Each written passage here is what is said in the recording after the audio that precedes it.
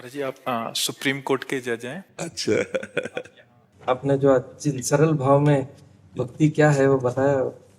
धन्यवाद महाराज जी। आज जी प्रयास यही रहता है हमारा तो कि जी। कार्य करते करते स्मरण होता रहे। हाँ बिल्कुल, अपने कर्तव्य को ही पूजा समझे।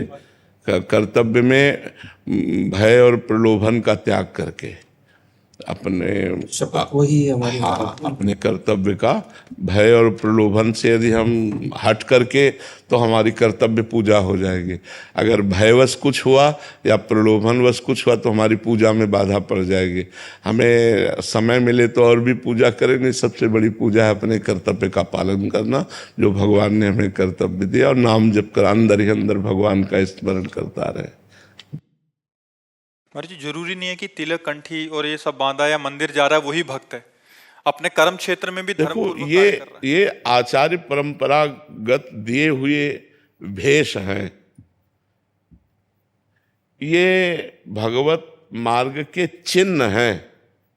जैसे हम तिलक लगाए हैं, जटा रखाए हैं, कपड़ा पहने, ये हमारे सांप्रदायिक वेश हैं, साधु के वेश हैं।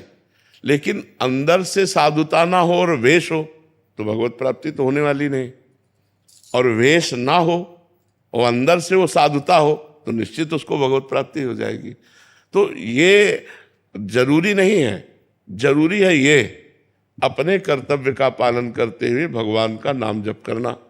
बोले आपके उदाहरण की हो, हमारे भाग्य में लिखा है, हमारे भाग्य में लिखा है कि तुम्हें बचपन से बाबा जी बनना पड़ेगा। तो बचपन से बाबा जी है, हमारे भाग्य में भेष ये लिखा हुआ है, इनके भाग्य में लिखा हुआ है जटाजूट तुम्हें पहले धारण करना पड़ेगा, बाबा जी बनना पड़ेगा। खास बात है भगवान का भजन करना, खास बात है भगवान के द्वारा प्राप्त कर्तव्य कर्म का पालन करना। वैसे हम सही बताएं, बहुत बढ़िया जीवन है यदि गृहस्थ धर्म से सही चला जाए तो। क्योंकि साधु भी गृहस्थी से ही पैदा होते हैं और साधुओं का पोषण भी गृहस्थी से ही होता है और भगवान का अवतार भी गृहस्थी में ही होता है। गृहस्थ धर्म बहुत बढ़िया धर्म है यदि धर्म से चला जाए। पर इतना प्रपंच है कि भजन करना कठिन है। नहीं, इतना मतलब एक चैप्टर हो तो निपटा ले, इतने चैप्टर हैं कि दिमाग जो है उसी में बटा रहता है।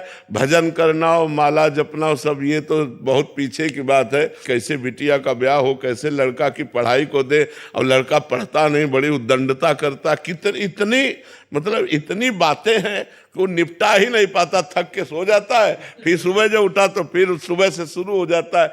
गृह कारज नाना जंजाला, ते अति दुर्गम शैल विशाला। तो यही सर आवत अति कठिनाई, राम कृपा बिनु आई न जाए। नहीं तो बहुत बढ़िया धर्म है। आप अपने धर्म का पालन करते हुए नाम जप करो, आप एक संत हो।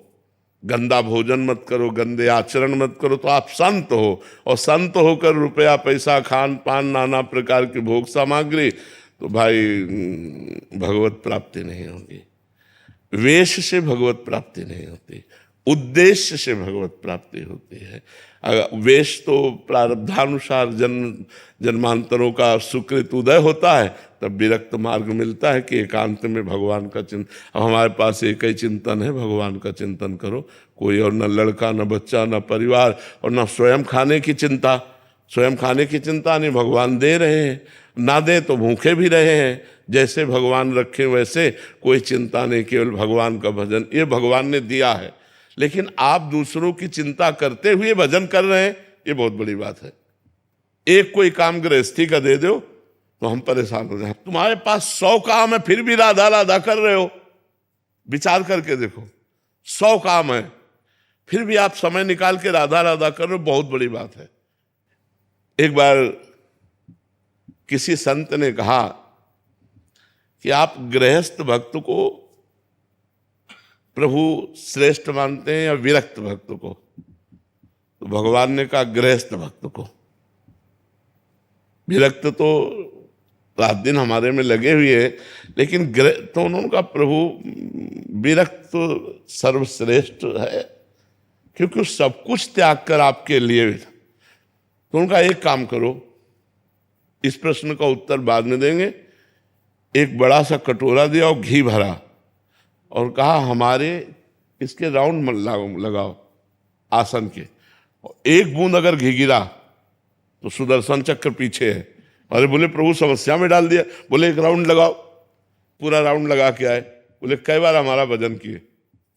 बोले भजन वो पीछे सुदर्शन चक्र, ये हमारा पूरा चिंतन था कि एक बूंद न गिरे।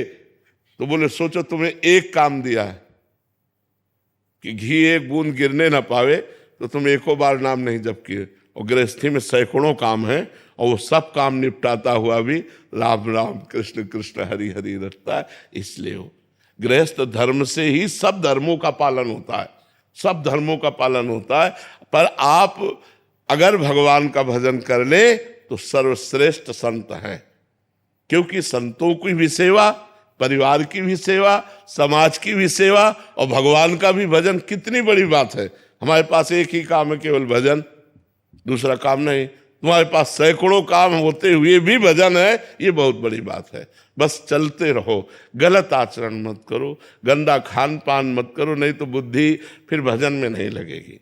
महाराज जी, ग्रस्त की बात हो रही है तो मतलब एक सदग्रस्त को जो अभी तक तो ठीक है संसार में, बट अभी उसको प्रारंभिक अवस्था में उसकी दिनचर्या क्या होनी चाहिए? दिनचर्या में क्या उसको मतलब अपने सारे गृह कार्य और अपनी जॉब आदि करते हुए भी कैसे भजन को प्राप्त हो? देखो, कोई समय नहीं दे सकते इसलिए कि कोई कोई नाइट ड्यूटी करता है, कोई कोई रात की ड्यूटी करता है। अब हम कहते सुबह 4 बजे उठना ही चाहिए, वो 2 ढाई बजे 3 बजे 4 बजे आया है, अब वो उठेगा कि स्नान करेगा कि सोएगा जाके?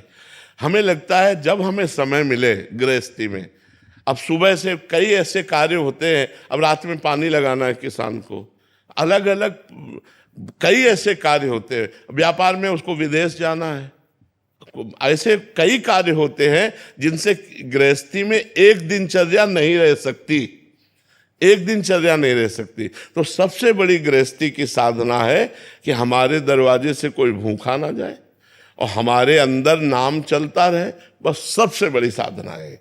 आप जो कर्म कर रहे हो वो कर्म करो और नाम को पकड़ लो। नाम अगर चलता रहा तो आप जीत जाओगे माया पर।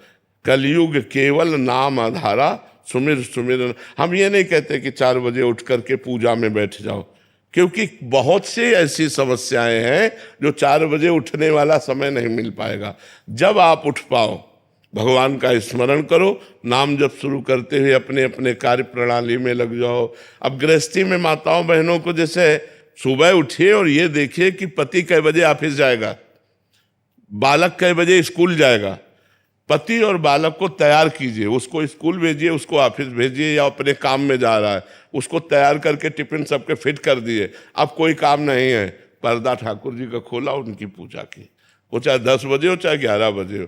अब पति को ऑफिस जाना, बच्चे को स्कूल जाना और तुम पूजा का विस्तार कर रहे हो तो सब बिगड़ जाएगा, नहीं बिगड़ जाएगा? वो तो हमें लगता है गृहस्थ धर्म में अपने संबंधों का निर्वाह करना ही सबसे बड़ी पूजा है। अपने पति को भगवान मानना, पुत्र में भगवान को देखना, सुंदर भोग बना के उनको पवाया, टिफिन लगा दिया, उनको भेज दिया। ये गृहस्थी में ये नहीं कि भाई हम तो कर ले तो तुम्हारा मन हो करो, नहीं हम पूजा वो। तो हमें लगता है अपने कर्तव्य का पालन करना सबसे बड़ी पूजा है। अपने कर्तव्य में चूक गया तो पूजा पूजा नहीं है।